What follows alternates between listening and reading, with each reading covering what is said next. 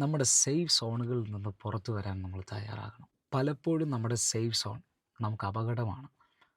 ഒരു കഴുകൻ തൻ്റെ കുഞ്ഞ് ജനിക്കുന്ന ആ സമയം മുതൽ തനിക്ക് വേണ്ടി ഉയരങ്ങളിൽ മരത്തിൻ്റെ ചില്ലയിൽ കൂടുകൂട്ടി ആ കുഞ്ഞിന് ആവശ്യമായിട്ടുള്ളതെല്ലാം നൽകി ആ കുഞ്ഞിനെ സ്നേഹിച്ചും പരിപാലിച്ചും കരുതിയും ഒക്കെ മുൻപോട്ട് പോകുന്ന ആ സമയം തൻ്റെ കുഞ്ഞൊരു സേഫ് സോണിലാണ്.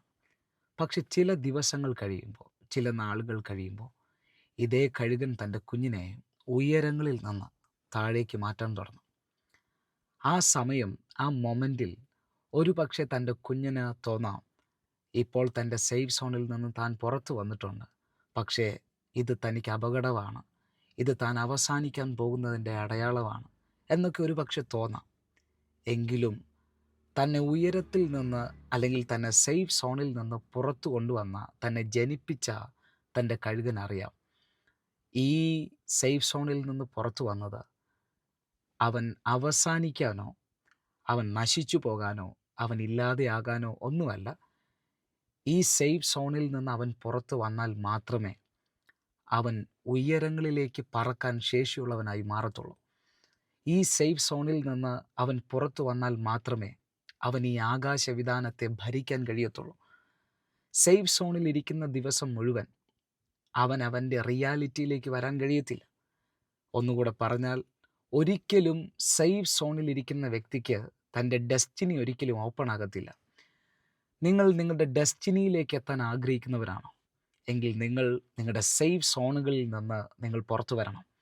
എപ്പോഴാണോ നമ്മൾ ക്രിയേറ്റ് ചെയ്ത നമ്മുടെ സേഫ് സോണിൽ നിന്ന് നമ്മൾ പുറത്തു വരുന്നത്, ആ സമയം മുതൽ നമുക്ക് മുൻപിൽ നമ്മുടെ ഡെസ്റ്റിനി ഓപ്പൺ ആക്കും.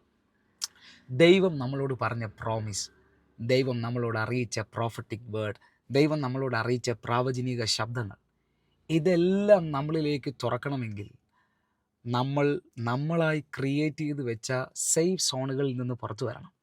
എപ്പോൾ നമ്മുടെ സേഫ് സോണിൽ നിന്ന് പുറത്തു വരുന്നോ, ആ സമയം നമ്മുടെ ഡെസ്റ്റിനി നമ്മുടെ മുമ്പിൽ ഓപ്പൺ ആകും. കഴിഞ്ഞ നാളുകളിൽ, കഴിഞ്ഞ ദിവസങ്ങളിൽ പലതും നിങ്ങളുടെ കൂടെ ഉണ്ടായിരുന്നിരിക്കാം, പലരുടെ കൂടെയും നിങ്ങളായിരുന്നിരിക്കാം. പക്ഷെ കഴിഞ്ഞ നാളുകളിൽ കണ്ട ഒന്നും ഇപ്പോൾ നിങ്ങളുടെ കൂടെ ഇല്ലായിരിക്കാം. ഒരു വ്യക്തി നിങ്ങളുടെ അടുത്തില്ലായിരിക്കാം.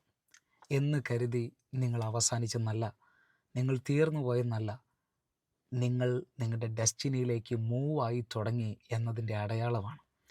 ഒരു കഴുകനെ പോലെ പറന്നുയരാൻ, ഒരു കഴുകനെ പോലെ ആകാശവിധാനത്തെ ഭരിക്കാൻ ദൈവം നമ്മളെ വിളിക്കുന്നുണ്ട്.